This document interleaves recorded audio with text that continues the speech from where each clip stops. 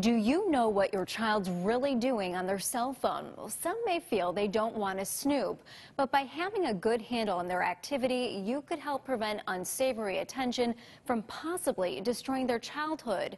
Tri-State kids victimized more than ever before. It's a picture taken when it's far too late, and too often it's nothing like the original. Child exploitation is absolutely a growing problem. Indiana State Police received triple the number of tips on child exploitation last year compared to 5 years ago, and that's just from internet service providers. More than 1,200 documented complaints referred to Indiana's Internet Crimes Against Children Task Force, majority for child pornography. EPD Detective Brian Brown investigating 10 to 15 cases at any given time. The number of social media sites that are available for young people to use, it just increases opportunities for predators to set up their profiles and look for vulnerable teens and young people on those different locations. Most social media sites have age restrictions, but there's really nothing stopping a news reporter or a 46-year-old man from lying about who they are. Teen dating site MyLOL says users must be between 13 and 19 years old, but preference settings allow you to match with someone up to 25.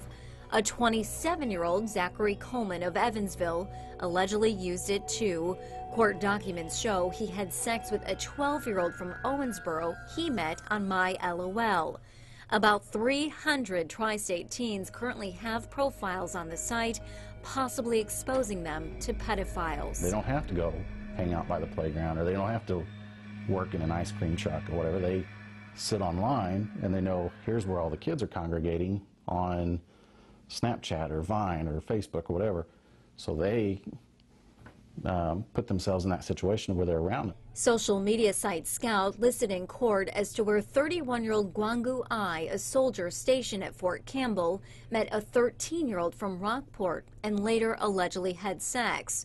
Court records show in both cases the social media conversations moved to private messages, and that's something Brown says parents must avoid. The child's privacy comes second. The parents have got to be the first line of defense when it comes to this area. A lot of what I'm doing is reactive.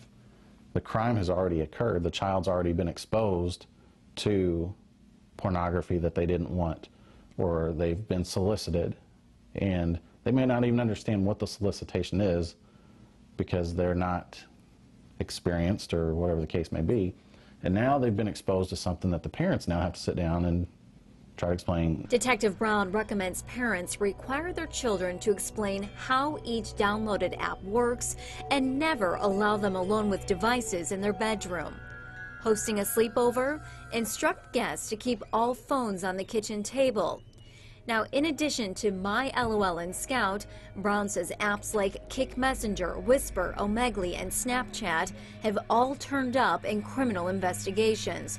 He strongly disagrees with letting children chat with strangers around the world, especially if photos are involved. It is definitely becoming a bigger problem because you have these anonymous chat apps. That creates a problem.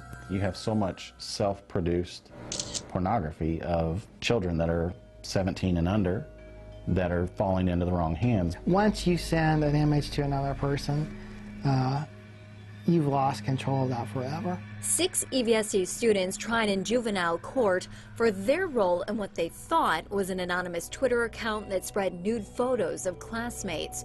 The tweets reached almost 3,000 followers in a matter of days. They're charged with indecent display by youth, an Indiana law that took effect last year designed to address sexting amongst minors.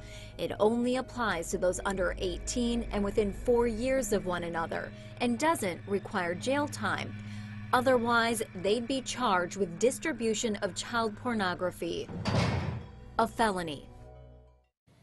The ringleader of that case, a female student. Now, both men mentioned in the report are currently in local jails awaiting trial. And sextortion, Brad, is also a big problem. A lot of that has to do with Snapchat.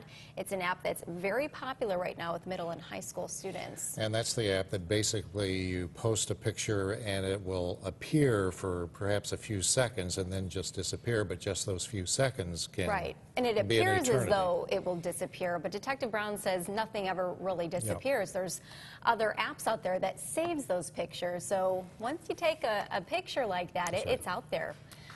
Also, law enforcement agencies across the country do work together on child exploitation cases since victims of the same predator may live in different areas. If you see something that does not seem right, contact the National Center for Missing and Exploited Children, which passes along that information to the right police agency.